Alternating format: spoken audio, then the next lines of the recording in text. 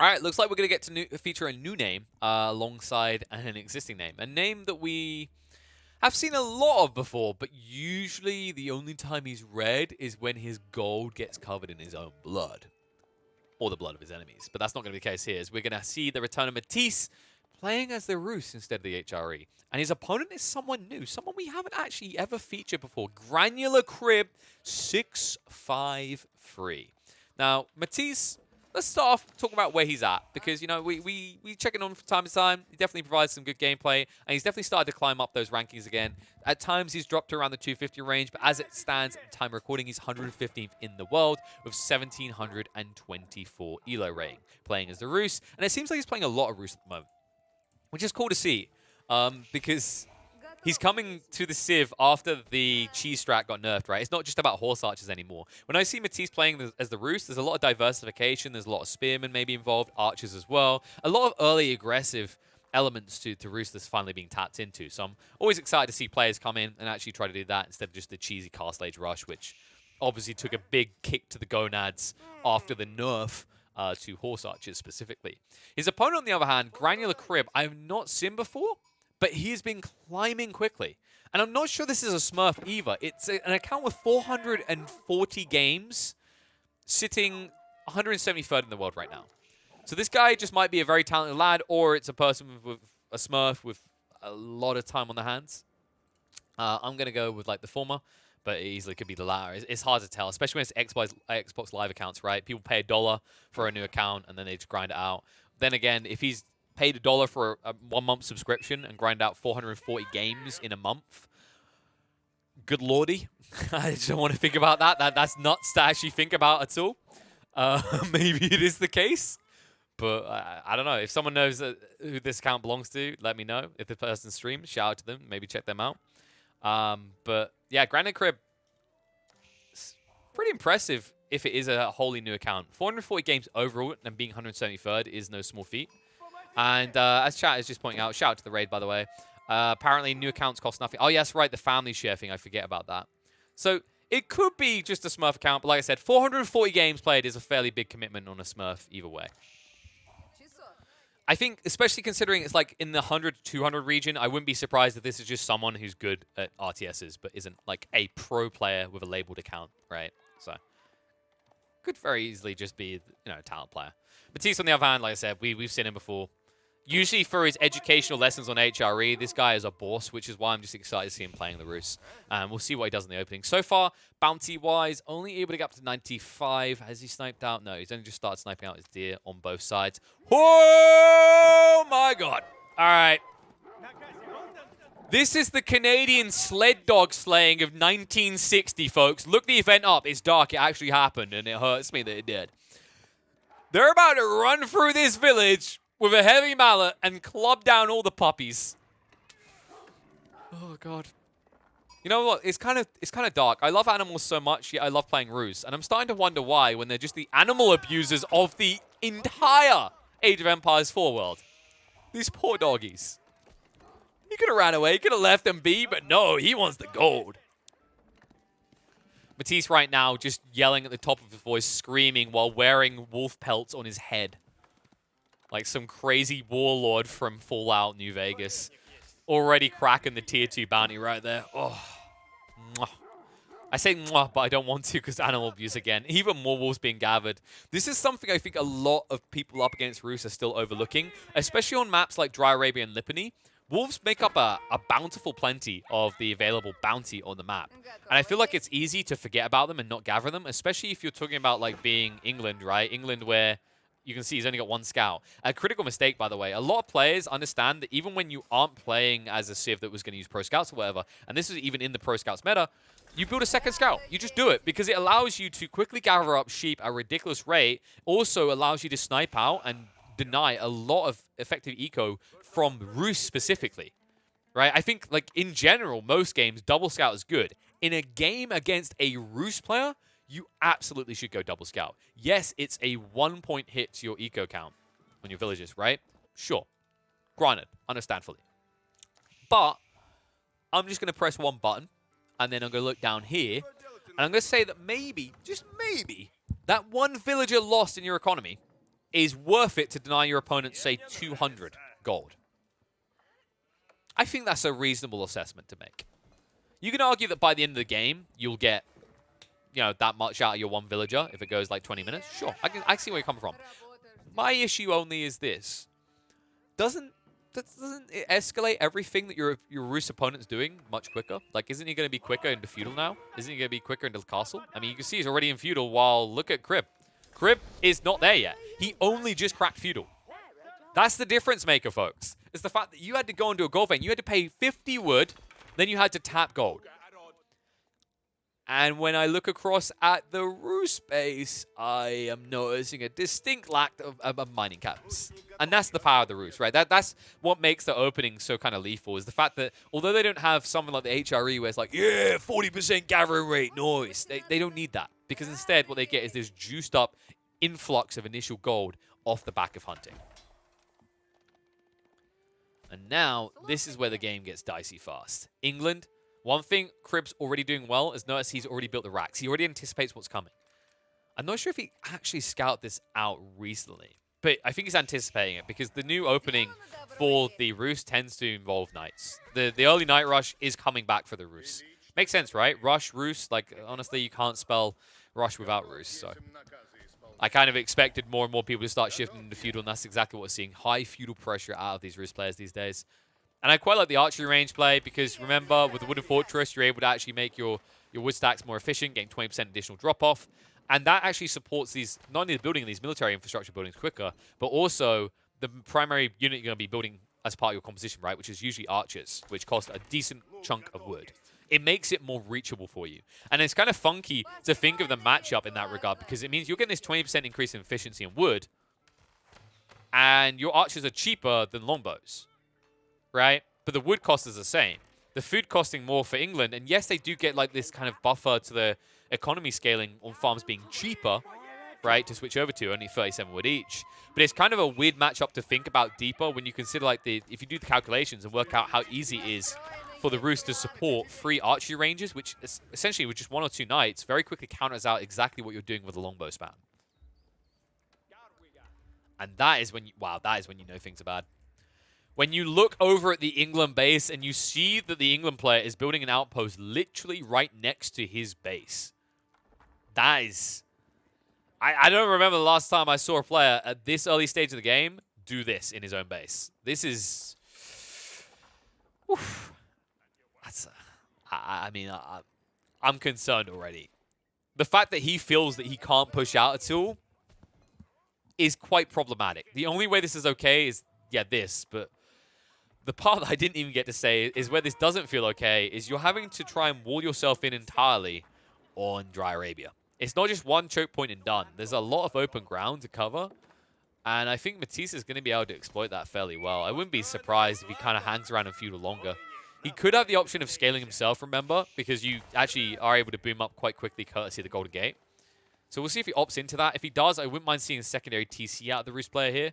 But I think instead, Matisse might be looking to just crack up to like 5, 6 knights and then plow through. And I love this. He went for the boars. Not that he needed it. Look, he already cracked 500. But the boars, remember, these are worth 75 gold. And one cool thing you can do here, which wasn't quite utilized by Matisse, if you want to min-max here, attack the boar with the scout, and then attack it with the knights. And then run the scout, micro it around the knights, and then the boar will keep chasing the scout while you just slay it with the knights. So you can actually make sure you don't even lose a single unit to take down a boar. But ultimately, losing one scout isn't a big deal for Matisse in this situation, especially to gain 75 gold. And it means he's going to be able to boost his knight count further. Meanwhile, the archers are starting to sneak in. Longbows are trying to get in position, but Matisse is going to expose the eco straight in. And I think did he get a second one? No, he backed off. Look at the damage. 5 health on that villager, and he'll lose a few archers on the out. And now this wraparound. It's going to be too quickly. Oh, no. Cribby couldn't get the wall up. And that's frustrating. That kind of screws the pooch. That screws your plan, right? You needed to actually box yourself in and look to scale. Now you're going to be forced to fight, and this is uncomfortable for England. England tends to feel kind of wonky if you ever get pushed on the defensive on Dry Arabia or Lipany or any of these open maps. Because all of a sudden, you have to switch on the Benny Hills music and watch as your army takes 1,000,001 years to run from one side of your base to the other. And I love the way that Matisse is going to do this now. Like, he'll probably keep the archers on one side and the knights on the other and just keep dancing. Nice move out by Crib, though. Needs to be careful not to just get kind of peeled off here. And oh, no, Matisse. This is one thing that I think Rus players are going to get a lot better at. I think French players took this for granted because they had chivalry, right? They were able to heal over time. Is when you just kind of AFK your units and they get stabbed at down to half HP like this. This is what was kind of stopping the Rus from even looking at early knights as desirable in the first place. Is the fact that any damage done at this stage is permanent. So you pay 240 for a unit that is melee, and any damage it takes, if it's 190 health, isn't going to be repaired ever. Right? Unless you go up and get Warrior Monks and stand still healing for a long time, which that's a whole different story. So now you have this frustrating situation where you've started investing in these knights. They're heavily damaged. They aren't going to reach an archer line at this rate. And even if they do, there's 2 or 3 spearmen, and that's enough to kill you off. So you have this problematic scenario now. Matisse, he's giving a lot of ground, and you see on the food front, like, it felt like he was starting to save, right? It feels like he's trying to prep for attack up. The problem is that you don't have that option anymore. It was good when you were keeping Crib in his base, but because you weren't able to hang around there, because you got pushed out and now he's boxed himself in, you can see that Crib is moving with 10 times more confidence, shifting across the map, dropping the outposts, and prepping to scale into an all-out siege where he boxes you into your base instead. And he'll be able to achieve that. And Matisse needs another answer. Knights alone is not cutting it anymore. He doesn't have it, though, right? His only option is go castle, but with a sizable army like this just outside your base, and the threat that Crib could easily just go into battering rams, I don't think you're comfortable with this idea of just trying to castle right now. I mean, the only good news that we can actually give Matisse, which he won't know himself, of course, because he doesn't have God Vision, is that Crib hasn't researched siege engineering yet, but oh, man, that's painful. And you can just see how much more effective England is at doing what Matisse attempted earlier, right? That reach in, that stab. There's no kind of punishment for him doing it. You need to ride, and you need to kill. This is the frustration. Like, if you at any stage now turn around, Crib's just going to return fire and kill off several units. So you have to go in. You don't have a choice anymore. Archers are in range, though. Spearmen get baited out, and the archers switch fire over. You need to be careful. Counters, even at the moment, a lot of spearmen are dying, though. It means the knights can easily ride in, and they can make a big difference here. The attack speed starting to come into effect for Crib. Knights are going to back off. That's going to reveal the spearmen, though. Too easy to click now. Matisse is losing a lot of archers to this trade, though, and his knights are AFK on the side. And he's stuck himself in the mix, and now he has no choice but to commit. The knights are now coming in. The longbows are going to try to keep backing up here. And these knights still so paranoid. You see how different the meta is. Like, think about when the game first came out, how powerful knights were and how little spears done. There would have been no hesitation at all. Early knights wouldn't have cared. They would have rode in there. They would have taken the stabs out from the spearmen. They still would have traded out reasonably well, and they would have stuck to their target like glue. But in this situation, Matisse is just so paranoid because there's 240 resource investment, and he knows just how quickly they can die. These spearmen doing about 30 damage per poke. It's no small amount. Knights now moving out. Remember that Crib never actually upgraded these Varus Lits. He never put anyone on stones, so these aren't upgraded. They can't protect themselves. So he could, with just 2 or 3 knights, very quickly burn these down. But you can see he's just paranoid, right? Because the moment you start doing that, these longbows are going to reach you with a superior range and just poke and prod you apart. But archery ranges are scaling now up to 3. I was wondering how long it would take Matisse to arrive at this stage. Notice that he's been doing this in a way that leaves him room to scale up into castle and still have a comfortably sizable army to protect himself with. And yeah, that's enough to force him back. So Matisse is going to set up a secondary wood line. It's a good time to do so. It's actually a really nice time to do so because this wood line is still a natural defense and you've tapped it pretty much to the limit. And you don't want to be here because obviously, you know, Crib can kind of see through these tree lines, snipe you out. And more importantly now, one of the big things that England hates is having to go around things to reach the eco lines, right? If he comes down here and snipes away at this, and let's say, I mean, obviously not another wood line, but let's use an example, wood line on the opposite side, and you shift it over there, Matisse wouldn't be able to, like, dial straight across. He'd have to run wide around the wood line. Even if the wooden fortress wasn't here, he'd still have to do it.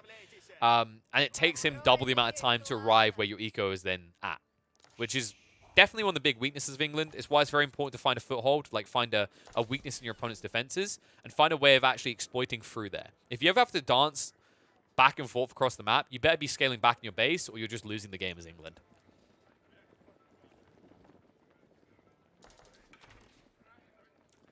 Well, I mean, talking and making awkward for people to move around. This is an interesting play by Crib. I don't see many England players do this. So he's up against Cavalry, and it's a sound logic. He doesn't want this to happen, but the problem is Matisse is already going through. Hesitant to go into choke point, though. And just with these two walls, he's basically protected himself. This is actually a really cool play. So Crib obviously had to go for this very defensive wall. But this secondary one, a lot of people are like, well, why doesn't he just put it, like, you know, over here, right, where the deer are? Like, why doesn't he put it close to base? Well, because he doesn't want to have to limit his expansion, right? He wants to give himself more room to just move. So essentially, like, all this is free ground for him to move towards if he runs out of initial resources. More importantly, like, it's just forcing your opponent directly into the choke point to begin with. It means that he's going to have to pass through this outpost. And it means that actually Matisse needs to get rid of this outpost, which is why he's hard committed now. I think people underrate how effective archers in this type of quantity can be at taking out defenses. You can just see the damage. It's 1 damage per shot, but it's 35 damage per second.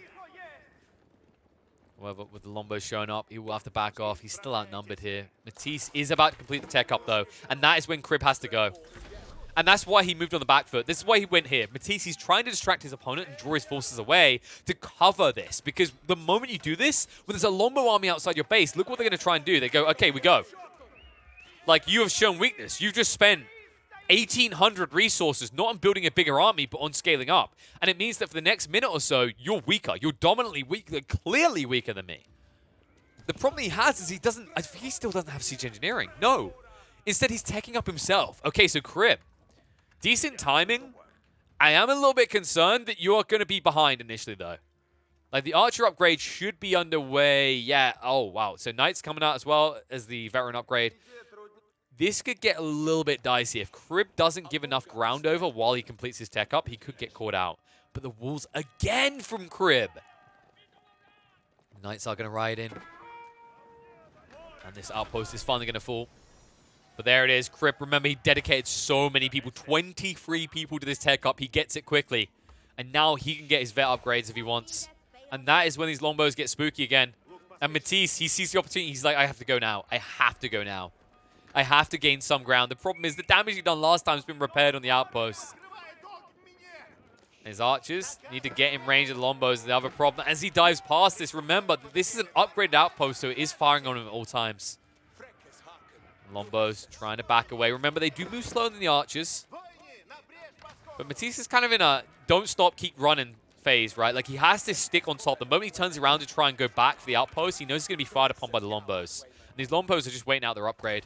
It's underway right now. The moment they have it, they might just turn and fight. It's 43 versus 35. And the damage difference is about to be in favor of Crib. Outpost hasn't been actually constructed just yet, but there's the wraparound. The spear's coming in. Maybe jump at the gun here, because the Knights hadn't revealed themselves just yet. And the Archers are going to back up, and the Knights going around the other side of the tree line, looking to snipe out onto the Lombos in a few seconds. And all of a sudden, your spear count is gone, and you're in trouble. These Knights are upgraded, remember. They're no longer early. They've scaled up an extra 40 health, a lot more damage, and all of a sudden they'll be able to cleave straight through your upgraded Longbowman. And this trade might even up now that Crib finally constructs the outpost. However, the Knights might be the difference maker.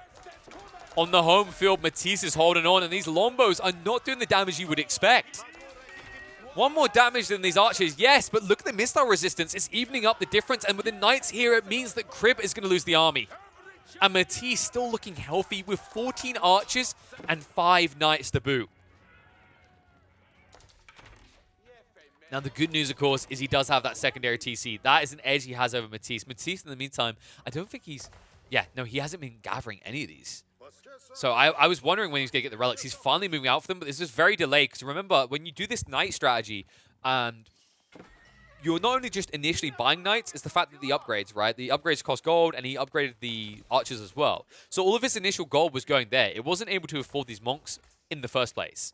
Now he's getting them out, though, and with this control around the midsection of the map, he could easily collect as many of these relics as he needs. And that's why you see this from the other side. Crib, because he can afford it, because he has a surplus economy right now, he's going to buy the monastery. He's going to buy into the religious figures. And because he has this palisade wall down over here, he can easily pick up 3 of these relics very quickly. I mean, I say that. It looks like there's going to be a move out fast from Matisse to gather 1 up from this area, though. However, there might not be a way back home. Yep, there's no way home. These walls, I've got to give it to Crib. Like, this is some of the better use of walling I've seen out of not just England, but any player recently. Not enough players think about this. Like, well, not necessarily think. I think a lot of them are thinking about it, but a lot of them are thinking it's not worth taking out time from your effective economy to do this. But I understand fully where Crib's coming from. Like, he doesn't want to try and match the Knights. There's no logical situation where England wants to do that.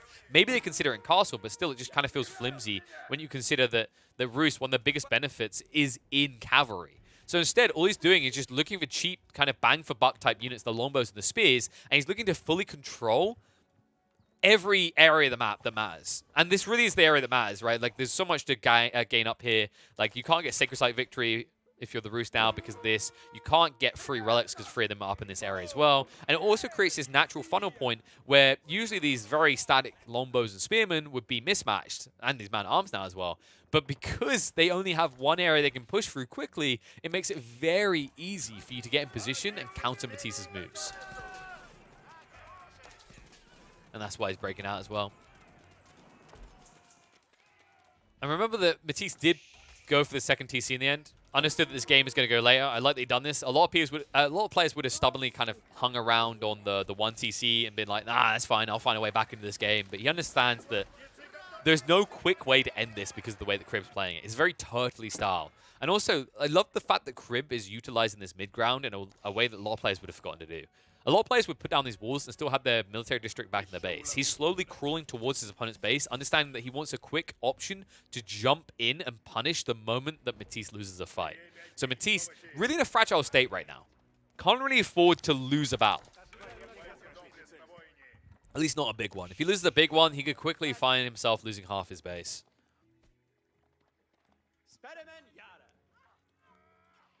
And Siege Workshop, first thing out is going to be Springald's. Interesting choice, actually. He hasn't seen recently what's happening in the base. It's been...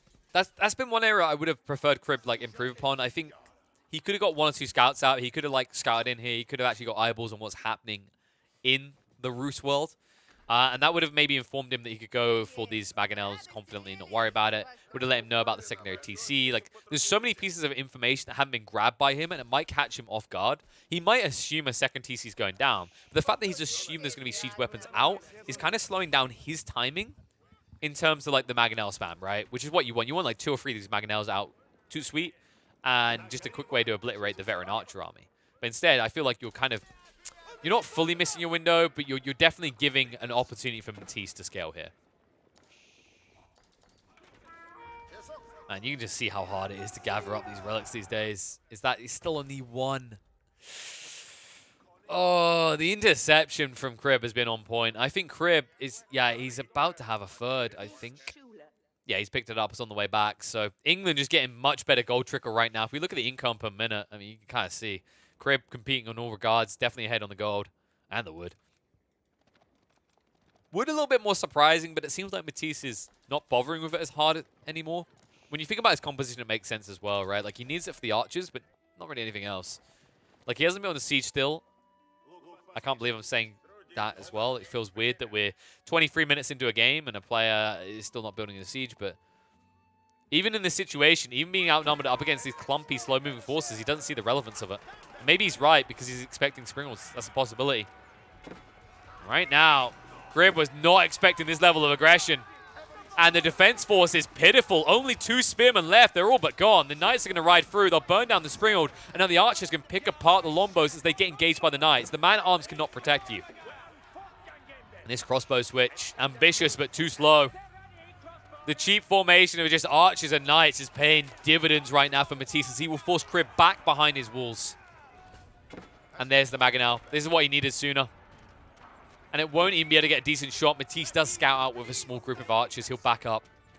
And that does cover him picking up the relics. So he's getting a little bit more scalability on the passive gold. But he needs this. Siege Workshop now being dropped. That's what I've been waiting to see. Matisse, by the way, is leaving himself wiggle room to Imperial Age. Look at the numbers right now. When you consider how even these fights are at the moment, this is really good kind of stead for Matisse. Matisse could easily just scale up because he's seeing the hard investment in siege right now. And Rus are fairly scary in the Imperial Age, right? Like, people think Streltsy, but I'm thinking more things like the additional range of the Springals that can't be matched. They really could give you the edge. Archer's backing away. Outpost, trying to go up. I don't think they'll be quick enough to stop it, though. And this is problematic. Crib is just getting the full vision game. And, of course, that attack speed buff to boot. So it's going to be a full back away from Matisse. Matisse is definitely going for the Imperial. He's not looking to fight anymore. Problem is he might be forced to very soon. I wonder, does Crib realize what's happening here? He's got to have some inkling, right? Like, when you think about how that fight goes, and when you see your opponent starts retreating, at no point is Matisse reinforcing the fight. It's just a crawl away the entire time. Even when he's winning the fight, there's no new troops coming in. So you have to be suspicious that your opponent is probably building up for an Imperial Age timing. And Matisse, seeing the pressure coming, is now investing into some siege weapons. Needs to replace the lost troops as well. And although the crawling is slow, Crib is slowly getting there. And this wooden fortress is unknown. That vision advantage could be big for Matisse. And Crib's never going to spot it. Sprung will back away. Mangonel is going to be repaired by villagers on the front, building up the outposts. Charge in from the Knights and the Spears. They see the villager line. Villager line hasn't been backed off yet. Matisse, he's actually trying to bait him in. He wants him to take the villager line so he can go for the longbow formation. Instead, he has to engage. The spear count is not that high, though. Only 7 here means the Knights should be okay. The right around the back. The Scouts getting on top of the Mangonels and burning them down. We'll get through the siege line. There's still a Springle left. More Mangonels coming in, but these Scouts are finding their bang for buck. The Archers picking apart the front line. Now can focus on the Longbows. The Knights ready to move across to deal with the ranged units as well. And all of a sudden, Crib is going to be repelled away. This Mangonel, maybe a little bit too late. It's going to be sidestepped, won't get the good shot out. Instead, the Knights are going to push them back even further. Crossbows coming out, but no melee to hold the front line for Crib. Crib has to retreat. Another siege weapon is going to be picked apart. Knights sticking on top of the longbows, switch across. Mangonels, that's an easy trade. Crib, mistakes made. Did not have the right composition. A lot of ground is going to be given over here. And he can't afford to really give it over. There isn't that much ground left to take here. But it looks like the Knight count is depleting to a point where it's going to force Matisse away. But look what that has done for Matisse. The numbers are good now. He could easily look to just boom up into Imperial. However, he might get a little bit tempted. He might, now that he's got a taste of blood, he might feel the need to just build a siege army and push. The kind of weird teeter-totter you have if you're Matisse right now, and this is why I like this keep, is if you were to Imperial Age right now, your opponent pushes in and kills you. So this keep actually is exactly what he needs. If he gets the keep up, he denies his opponent getting the base. He enables an Imperial Age timing. However, this keep is looking problematic and difficult to get up. The Mangonels and Sprinkles everything in location. Oh my god, the range! Dragged the pebbles across, killed even more villagers. And that's a problem. Matisse, I think the mistake that's being made here is he's not building more scouts. Those scouts were actually a big deal. They've done so much work for him before. And he cannot allow this keep to go down. Especially if Crib is going to build his own here. Matisse will bring the villagers out. Starts to construct. Mangonel shot's doing a lot of damage. He kind of has to intercept this. He has to do it right now. Snipes on the side, trying to get rid of the villagers that are building up the keep for England while he gets his own constructed. And it needs to be sniping out here. He needs to get rid of a bunch of these villagers. It's so close to being complete. The Knights being held at the front line, not reaching into the siege weapons. Archer's still picking them apart. The keep is going to go down, though. Crib does complete it. And it looks like Matisse will get his up, too. Barely. Limps through at the end with barely any villagers left. He will construct the keep. And he will garrison immediately into it. And that's going to force out the counter garrison as well. Anything you can do, I can do better, says Crib. And Crib might be right. Because remember, England, not only is this going to be another network of castles buff going around, not to mention the fact he's now upgrading it to be the juiced up one with 50% attack speed increase, but also, not only does it fire double the amount of arrows, but also, I'm just like right now, I feel like a salesman, but wait, there's more. It also builds units on the front. Is that enough things? Is everyone happy with that? Does anyone else feel like England's keeps suck? Because I remember I've heard many people feel that way before. I got to dispute that. They got some mighty power behind them. And you're about to see it. And Matisse still thinking about that decision. Like, look at the food. He's just got so much surplus food. I would love to see a few horsemen coming out. Just flank attack or scout. Just scout spam, actually. Yeah, just scout spam. Genuinely. I would love to see it right now. You've got multiple hunting cabins, spam scouts, zerg in, blow up the entire siege army, then win the fight. You've got so much food. And it feels like it makes so much sense. But instead, look at this. He sneaks through. Oh, and Crib will just about notice. He's being sniped out. The wooden fortresses there were going to be frustrating for him anyway. And the knights are going to intercept. They see him running away. He can't afford to let up on the wood side either. You can see he hasn't actually got that much in surplus right now. He's running out of things to pick apart at the back. I mean, he could always retreat all the way back here and finally get through this wood line. But you can see that the reason Crib is playing onto these central wood lines is it's not that he doesn't have other options, as we just see, that are safer. It's the fact that Matisse doesn't have any other options, right? He has nothing left. He's picked this one apart. This one's pretty much, like, done. He needs this wood line. So if you were able to extract that and take that away from him, it means that Matisse starts to go on the clock, because when you talk about that resource log, there's very finite resources left on his side of the map. And that's what I love, what Crib is doing. Because Crib can afford it with multiple TCs, he risks these villagers to burn the supplies of his opponent. Now the Rams coming in are not going to be very effective. The Spriels are able to snipe out. They need to be careful, though. Crib gets his in range. Archer's thinking about riding through. The Knights, in the meantime, running rampant back in Crib's base. Is going to force the garrison. Maybe some eco damage, but nowhere near enough.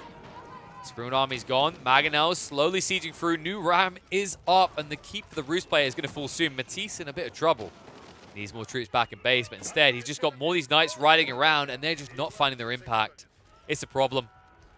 He needs some sort of back foot here, some way of getting back in. Like I said, Imperial Age is the one that just keeps screaming, but I understand fully why he's not doing it. But if it's not Imperial Age, what is it? Because this small zerg of troops is just not cutting it anymore. There's just too many outposts here. Crib is starting to box him in, and it feels like Matisse has nowhere to run.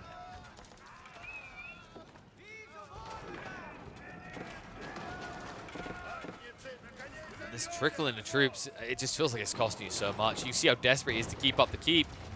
It's not going to work. It's going to fall. And now you're a little bit exposed. There's enough troops here to start moving forward. Enough siege weapons on the front to counter out what you can produce. That's the other frustration here, right? Like, your opponent has 2 siege workshops. He also has this keep. I think people don't put enough credence in the fact of what a keep does here. It's not just the fact that it can produce any military unit. It's the fact that, although it costs 800 stone, it's obviously a good defensive structure. It gives you network of castles. It then also saves you investing in a different military structure, right? And where that's most important here is the ability to build these siege weapons, if need be, en masse. Because they take the same amount of time that it would take out a normal siege workshop, but there's no additional cost. It's 800 stone. A siege workshop costs you 300 wood. It's one hell of a good saving. Oh, this would be big. I don't know if... Can Matisse get... I think he gets away with this. Remember, Crib is still playing static forces. It's spearmen and archers. He can't move across quick enough, rather. And it means you're going to be denied on the gold. Although you have picked apart most of it. Crib has plenty of surplus. I don't think he cares that much about this. However, it does mean you have to start thinking about playing for the southern one here, which has been uncontested. Neither side has gone to try and tap it yet. I'm kind of surprised Matisse hasn't played towards it, but it feels like Matisse is kind of supplementing himself somewhat. Somewhat with a little bit from the hunting cabins and then also from the Golden Gate, which is kind of surprising, really, when you think about it. With the amount of Knights he keeps fielding, the fact that he doesn't feel kind of goal-capped a lot of the time was quite surprising. But now you can see he needs to tap it.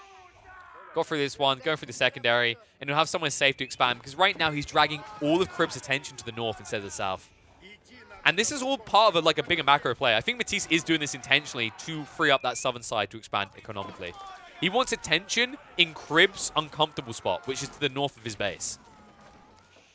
And now these Knights riding in. A lot of Longbowmen are going to be sacrificed. There's a lot of Spriels here, unprotected as well. And the Scouts could just ride in. I think you just prioritize that instead.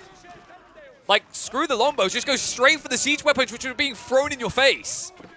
And I think that's a mistake by Crib. Crib baited himself in. He even moved forward. He got dragged back by the Spriels as he tried to target them. And although these Spriels do move fairly fast at 1.12, it's not fast enough to get away. He's going to lose most of it, if not the entire siege army. Make that the entire siege army falling, because these Knights are too tanky. Even the Mangonel's going down. That is a pricey loss. I mean, I wish we had kind of loss, or not loss, resource like investment recaps, right? Like in a fight, how much was lost on each side? Because that was a hefty loss overall from Crib. Like how many Spriels was that? Let's say 8? I'd say roughly 8. 250 each. And the catapult was, oh my god. Like that is 2.5k. Oh god. Of each resource. That's so much at this stage in the game. You can see that he hasn't really got surplus wood to replace it quickly. However, these Knights, They're easily replaced. Same with the scouts. Just surplus food and gold for Matisse, and that's good enough. Gonna ride in again. Rams finally did address the keep in the north. I think the damage was already done in the center. It felt like a distraction, like we said, right? Everything dragged to the north so that you lose attention on the south. And seemingly, more importantly, the center here. However, Matisse still not getting that kind of big oomph, that big decisive victory moment. And now with a switch over hard and the crossbows, he needs to transition himself because the knights are now counted. And Matisse isn't going to be tech up. It is available to him.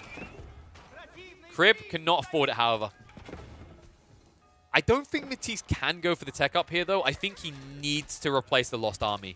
If he goes for a tech up, it's just him GGing himself out of the game, really. It might even be Horsemen now coming. No, it's still Knights. Wow. That's quite the hard-headed commitment. I can kind of see where he's coming from. Like, the Archers, if they can reach the crossbows, should be able to address them. The problem is, like, the Archers never keep pace with the Knights. Maybe you could even try someone like Horse Archers. I know Horse Archers got nerfed hard, but it might be worth it just to get rid of the crossbows. We'll see.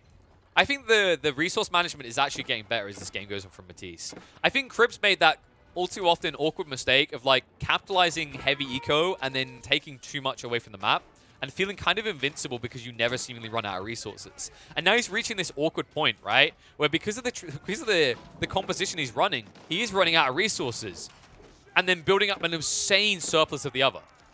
And look at that, Matisse is going to go up now.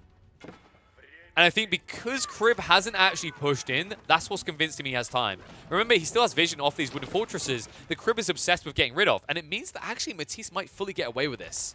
And it's going to be the high armory. And this is where things get scary. If Crib sees this tick up, he needs to go in straight away. I think if you wait, you lose. Because you're not ready to tech up. Look at your numbers right now. You're nowhere near ready on the food. Yes, you could, in theory, just sell heavy on the gold. And that's what he's doing. He's going for it. Okay. Maybe this could save him. Yep, 19 people moving across for the Berkshire Palace. This is well played. I wondered if he was going to do it. This game is going hyper late. And then we have to think about resource allocation, right? And I think the big difference is that Matisse is playing into this uncontested ground we talked about. He's dragged all attention to the north, and it feels like Crib has forgotten that the south side of the map even exists. And that could actually be the bane of his existence. He's tapping at the last of the gold up here. And yes, he does have that superior passive trickle, right? Because he got 3 of the relics. But outside that, there's barely anything left. Instead, now, you look over here, Matisse has 6,000 gold. He's going to have more than you in the end. And that might be the difference maker. I think Rus is incredibly lethal in this hyper late game situation. It's just we never got to see it because everyone was obsessed with Horse Archers. But think about the details here, folks. For a start, you've got like Horse Archers actually being quite lethal at this stage of the game if you want to opt into them with this superior range. Alternatively, you've now got access to much better springles, and you can see that's where he's going. Banded arms. 1.5 additional tower range means that the springles from England just can't reach. While they have better attack speed due to the network of castles, you have to be able to be in range to use that attack speed, and that's not going to be the case. I wouldn't be surprised if we eventually see the bombard factor as well with the fine-tuned guns. That could actually be a big deal. I like the way that he's choosing springles, though. I think a lot of people get baited into going straight into bombards upon tech up. And there are games where it's valid. And I think there's games where you rush Imperial. But neither side has rushed Imperial. And gold is a very limiting factor in this map now. So actually choosing to throw all that gold away at bombards would be a big mistake in my eyes. Where springles are really cost-effective for him. 200 wood, 200 gold each.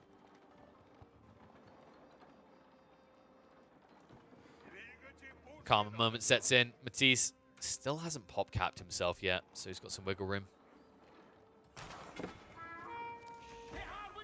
Okay, Springle sniping out the villagers. That's and now Crib understands the problem he's in. Yes, he has shot triggers, but he just can't reach.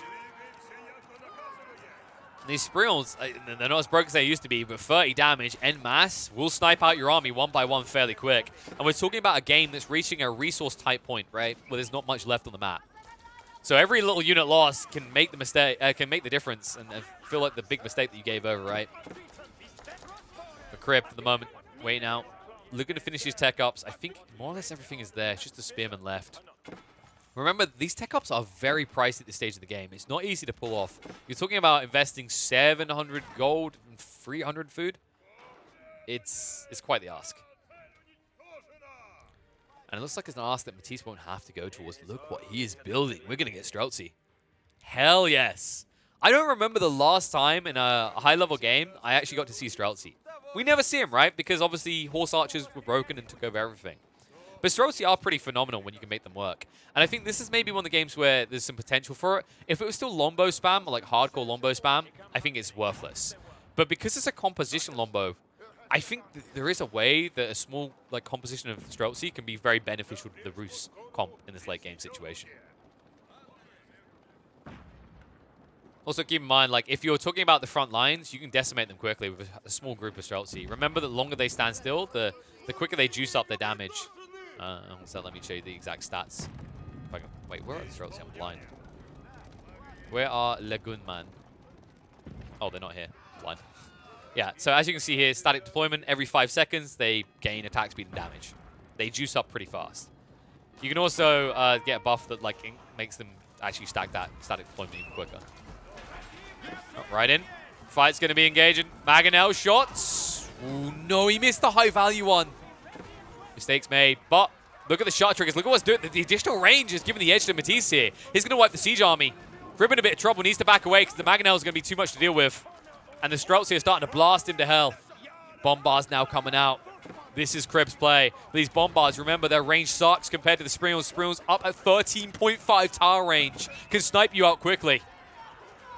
And that's why they back up. Look, you have to always get in range. He wants to use these Bombards with the juiced up attack speed, but it's hard to stick on top of the Springles. And he's exposing his Bombards now. And his Elite Knights. Tanky.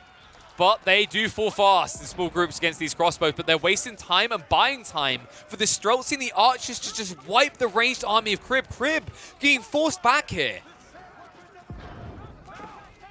However, now with the melee army gone, Matisse going to start to lose those valuable Streltsy. The Streltsy, which, remember, they're not a cheap investment here. Cheaper than hand cannoneers, yes, but compared to these Archers, quite a hefty price on them.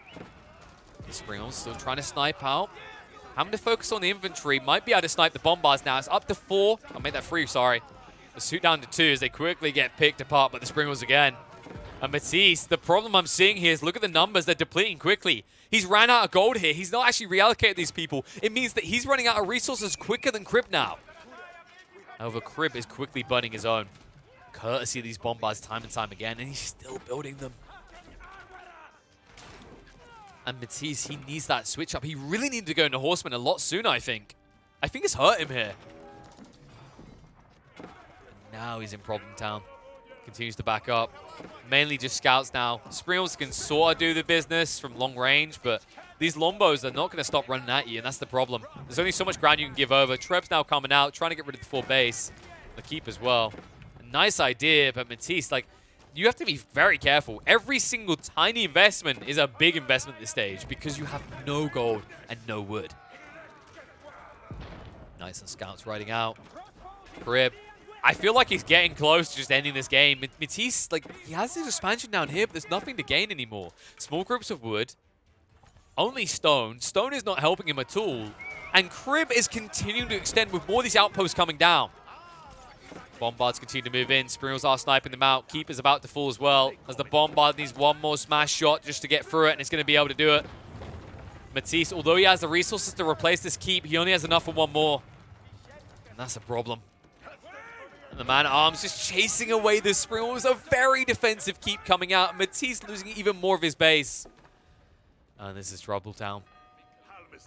I'm just trying to figure out how Matisse gets back in now.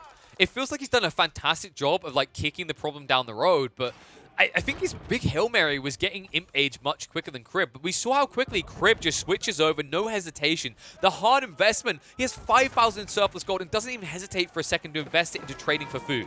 And that's what made the difference here. I think if you had an Imperial Age advantage of about a minute over Crib, this game looks very different because you're able to have that initial influx of, like, say, Bombards, you see True, you got better Springles, but you just don't get it. And instead it feels like you're just recruiting all the serfdom to fight on the front line, and they don't want any of it. Streltsy trying to snipe through. The only way it works is if they get ignored this entire time, which for the moment is working, but not for long. The scouts won't hold forever. The Knights are being picked apart, and now hand cannoneers are coming out from Crib. If there's anything you can do, I can do better, mate. Because I've got more surplus to work with. And you can definitely feel it's the case here. This front line of archery range is just able to push out a few hand cannoneers, going to be all the difference. 2 Trebs is the only thing Matisse has left. 2 Trebs in a dream. Because everything else about this army is kind of moot. Like, the Spruils are doing a decent job of sniping out the Bombards, but it's the fact that he's just being outclumped. He doesn't actually have a brutal front line to hold back Crib anymore. So the only hope he has is these Mangonels catching them clumped. If he does that, if he gets like 2 rounds of Mangonel shots out and wipes, say, the man-at-arms, the hand cannoneers, this game can suddenly turn again. But it is a big ask. And Matisse still not switching over into those horsemen. And I don't know how sustainable this is. I feel like this is just hurting you as the minutes go by. Maybe he knows something I don't. I mean, like this, you know, like I said, this is a top 100 player regularly, currently just sitting outside the top 100. But I feel like, if anything, you need these horsemen. I'm just looking at everything being pushed at you right now. There's no spears. There's nothing that your horsemen should be scared of, right? I know it's a hefty investment. You don't have much gold to work with. But you kept this small contingent of Springles alive. I think that's good enough. Get the horsemen and just zerg them, because you have huge quantities of food in reserve. And if you think about the composite for Crib, it's man-at-arms and then just ranged. Everything else is ranged. So your horsemen could actually deal a definitive blow and win a crucial victory here. But it needs to be done soon. For the moment, it's still knights. Villagers moving out, trying to get that keep crawl going. Limited resources. Crib finally starting to wrap round to the south. He's spotting out these pocket expansions, but Matisse will strip it all dry before he dies. Crib, in the meantime, with the Bombards, just trying to get through the keep. The keep blocking the path of the main army. Mangonel shots coming out. Decent. Doesn't wipe them just yet. Needs a second salvo. Archers holding their ground, preventing them from getting access to the Mangonels. And the Springles on the side can easily snipe away at any siege weapons Crib will throw at the equation. Villagers keeping the repairs up. Army is going to be gone. Crib kind of just blindly ran into this and has been punished for it. However, the keep, they're not repairing quick enough. They need to snipe out the Bombard, but the Springles are not moving forward quick enough. They'll finally move across, but it's too late. Keep's gone. Matisse didn't rush out the Springles. Too costly of an investment to risk losing means that the Bombard gets its value, gets rid of the keep, and is now sniping out those Springles. And the Mangonels have zerged the front lining. Oh no. No, no, no. Needs to get them out quick. The Springles are being sniped out. The Bombard is going to survive. The Siege Army for Matisse is gone. And that mismanagement of the Siege Army may just be the difference. Crib with the MVP Bombard has obliterated the Siege line of Matisse. I say obliterate. Yes, he still has these Mangonels, but these Mangonels have no place and no purpose. A second Bombard arrives. There is nothing to defend against them, and I think Matisse is done. I see no route to recovery anymore. He's been bled dry. His siege workshops have been exposed. He cannot rebuild the army, and he is going to tap out. Crib, phenomenally played. The slow but steady choke out. Matisse, despite his best efforts to find those clutch eco pockets in the south, it is not enough to allow him to push out. At no stage did it feel like he could find a footing in that midsection of the map. And it just means that Crib cruises on through. And I gotta give credit. I love the way that Crib played this, like we talked about, right? The whole idea of plopping down the walls to funnel in your opponent, then establishing a forward base in that funnel point, and then putting down critical defenses like the keeps. I think that keep race between the two was one of the most critical details in this game. I think if the keep goes down first for Matisse, we're looking at a very different game. I think Matisse actually gets the foothold to push out, but Crib was relentless. Like, really big credit to him. I love the transition as well into hand cannoneers. I feel like, looking back at this, the biggest mistake for me is that Matisse didn't play into Horseman. I think that was a really missed opportunity. I think Horseman could have very easily turned this game for him into a potential win, because when you think about what Crib is pushing out, it's everything that's countered by Horseman except for man-at-arms that move slow, right? So you can kind of actually outmaneuver them. I think at the bare minimum, I would have liked to have seen the scout spam continue. I think the scout spam really showed its value in the mid-game fights when it zerged in and just blew up the entire siege army. It's worth that trade every day of the week, right? Like, you're paying, let's say you pay 500 food, you get 10 scouts, right? And you kill a catapult. That's returned its cost. Well, not 500 food, sorry. It's 60 each. So you pay 600 food. You've basically, and you kill, let's say with 10 scouts, you somehow only kill one Mangonel, which is unlikely. You're probably going to kill like Mangonel, Spring, or someone else. A Mangonel itself costs 600 resource. You've already paid that out. And also, it's a more expendable resource. Remember what we talked about, the limiting factors when we get in this late game is wood and gold. Food is not really a limiting factor. Farms are infinite. This isn't Age of Empires 2. You don't have to worry about that. So it's kind of weird to me that like Matisse kind of stubbornly just went for this quality approach when I think he should have just went for this kind of throw crap at them solution. Which, instead of throwing crap, he did throw crap in that he had this kind of trickle in of knights and archers. But it's more like he threw crap that had been like layered with gold, right? Because it's so expensive. It's not just this expendable crap you throw at an equation to solve it. Instead, he's like paying for these premium units, 240 a pop. We even see the Spring was just kind of wonkily out of position. I think that was more mismicro than anything else. This Streltsy as well, just easy to pick off the moment you realize they're there. And I think that's what really hurt Matisse. I mean, we saw Streltsy, if they were able to get in range, very effective. But as we see, their weakness is that they don't handle range fire well at all. It's a 4-tile ranged unit, and it's very static and slow. I think if you want to play Streltsy, you have to play it into heavy melee comps. That's where it works best. This was not a heavy melee comp. England, in this game, had about a 60-40 ranged melee comp. And I think that is where Streltsy will suffer a lot. It would have been 10 times worse if it was a full Lombo spam, but there was enough Lombo in the mix that it just caused too many problems. I think like Crib's composition, his transitions overall were ahead. Matisse, I looked to him to innovate a lot, but he didn't want to innovate his own build order in this game, and I think it just led to his loss. It's unfortunate, but look forward to seeing him play more of this. Like I said, Matisse, he definitely educated us in a lot of ways, the HRE, and I'm hoping to see more of that with the Rus as he gets to terms with the new meta.